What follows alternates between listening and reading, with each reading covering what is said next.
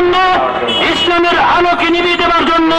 কিন্তু আল্লাহ পাক এই আলোকে দিনকে কিয়ামত পর্যন্ত কায়েম রাখবেন, থাকবেন ইনশাআল্লাহ। পৃথিবীর কোন পরাশক্তি কাফির মুশরিক দিনের আলোকে বাতিকে নিভিয়ে দিতে সক্ষম হবে না ইনশাআল্লাহ। সংগ্রামী সাথী বন্ধুগণ, আমি ভূমিকা ছাড়াই বলছি, এই নাস্তিক মুদ্রাটা মূলত ইসলামের বিরুদ্ধ করে